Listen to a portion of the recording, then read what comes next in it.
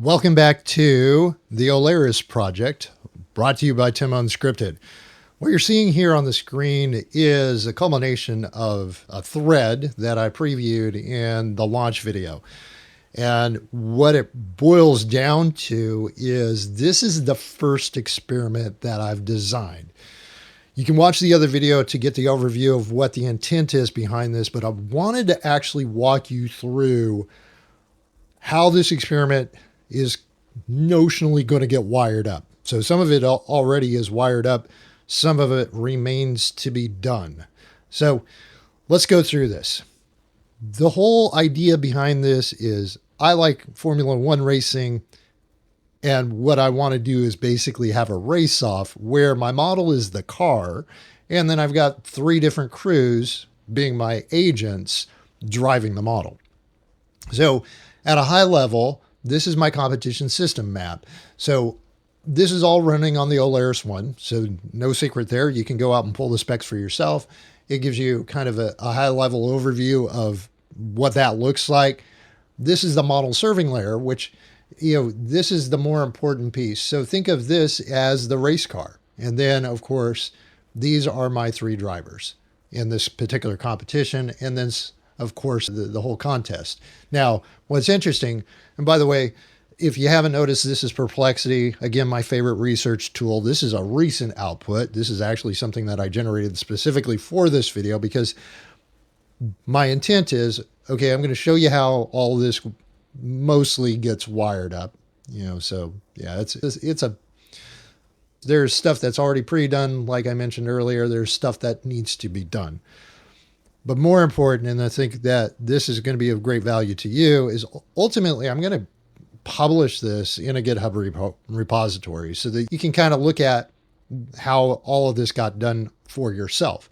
So this is really going to be where, at a very, I don't want to say a low level of detail, but there's a lot of detail that's going to be going on in the background that you're not necessarily aware of, which is also the reason why I want to publish all of this into a GitHub repo.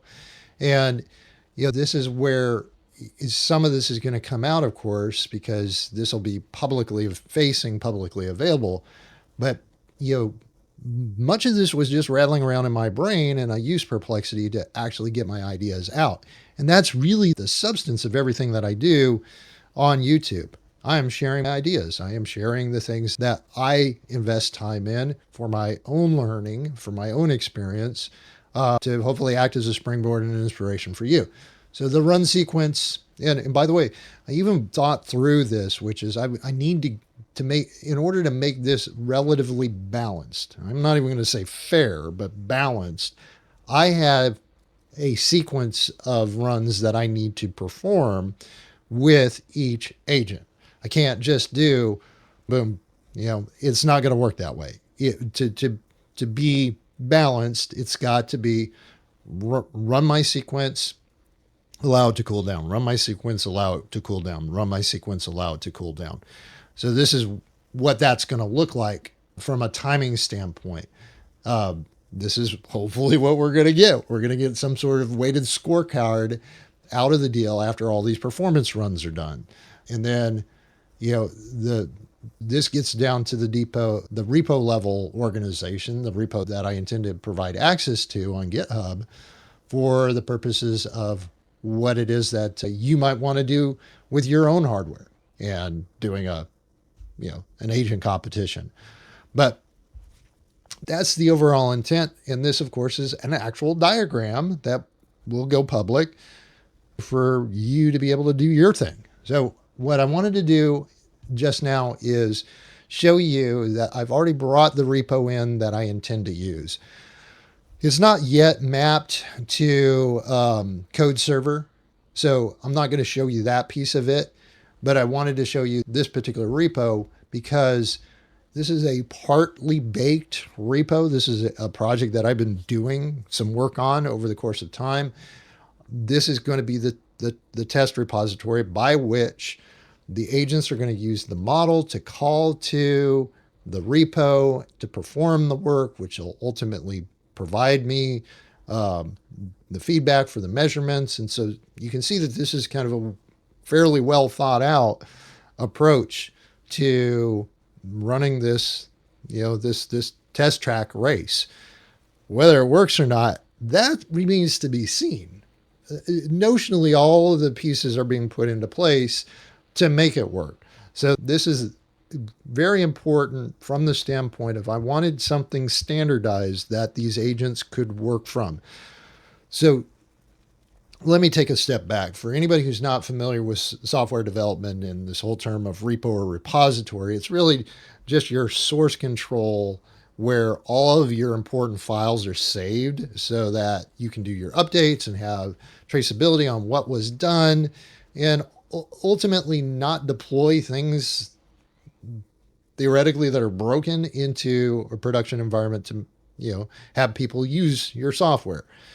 So this repository in particular is actually an agent repository, and it's built off of a concept called an engineering factory, which one of my colleagues came up with. And I went, wow, I want to leverage that. And I actually want to create agents against this concept. And so that's what I've been doing with this particular repository. And of course, whoa, lo and behold, I can use an agent repository to test agents on a single model to see if they're fit for purpose, fit for use for this type of work.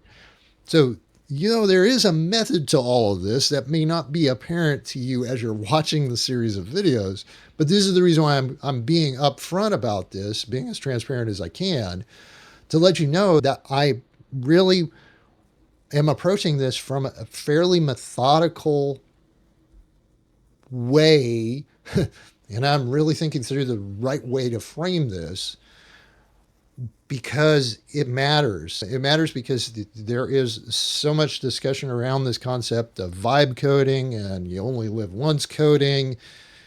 And I'm giving you a variation of this. I'm giving you the actor who plays a software developer on social media view of this. Not that you or I need to have our hands necessarily in the code as much as we need to be reviewing what the agents are doing. We need to be reviewing what the agents are doing. And this is my whole point. So I can read code. I can understand logic. I can ask the agent to make a diagram of how the business logic is working, which is really beneficial because when it has to explain the work it did, it's like a human being. Oh, wow. Okay, hold on. I'm seeing some things that I need to go back and fix. And therein lies the secret sauce, or a little bit of the secret sauce, which is when you ask agents to actually map out or explain their work, they discover that they might have created a situation for themselves that they now have to go back and think through again and fix long before it ever actually goes out and becomes part of the actual software application or the software system. So this is the brilliance in how we're moving in this generative artificial intelligence agentic world where builders like me who don't have all the professional skills to do the type of work that my colleagues do, and so a whole other discussion around my concept of business side people like myself versus build side people who are the professionals out there who are actually writing code by hand or hopefully moving to managing agents that are writing code, orchestrating, supervising, things of this nature. This is where we're in this weird convergence and we're really just trying to figure all this stuff out. So I will pull this up real quick for you. Code server. It's basically an open source version of a Codium interface. So I don't even know what I've got pulled. Oh yeah, this is my multimodal neural network. So I've got a whole other set of experiments that I'm going to be working on running. So think of Codium like Chromium being the core of Google Chrome and Microsoft Edge and a handful of other web browsers, Codium being the core of integrated development environments like VS Code. and Warp, and used to be, no, Warp is actually custom built on Rust. Anyway, Windsurf and Cursor and a handful of other variants. So code server, open source, this is what is available in the marketplace here on the Olares One. And this is what we're going to be working from. Now, whether or not I actually get the agents to work in code server, at least they'll have access notionally to the code base. Yeah, this is the trick. There's a lot of things that are tricky about this, and how far along I get in the wiring with, the APIs and all the other stuff, that remains to be seen, folks. I mean, truthfully, I don't know how well this is all going to work out, but it's worth attempting just to be able to give you an idea of, how easy or how painful this might be. In fact, I'm going to use this time right now just to go through and show you how I can, spin this up fairly quickly. So what I want to do is I've opened up a new window, and now I want to open a file.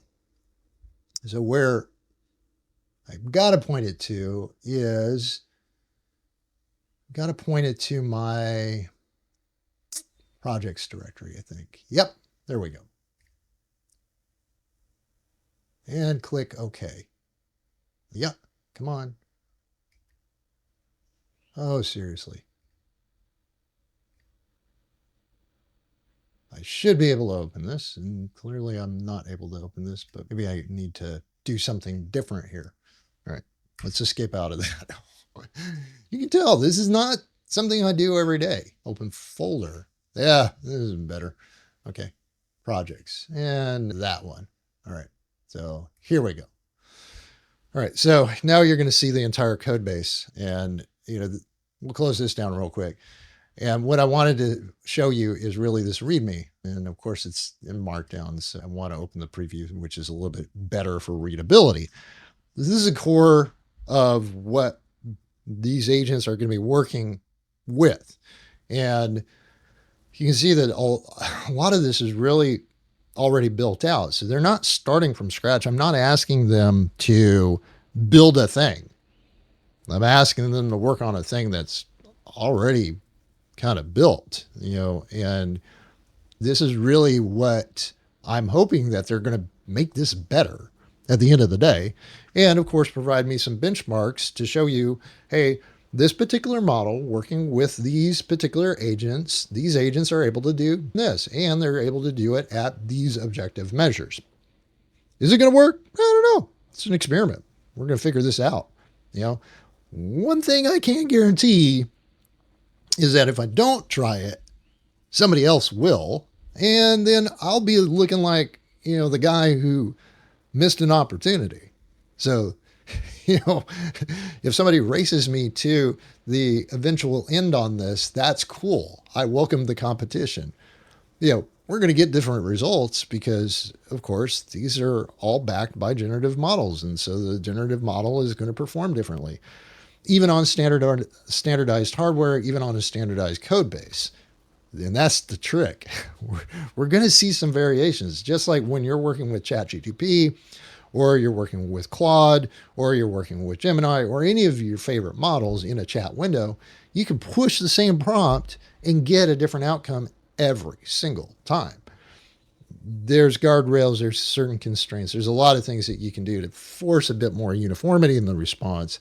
That is not the purpose of this video.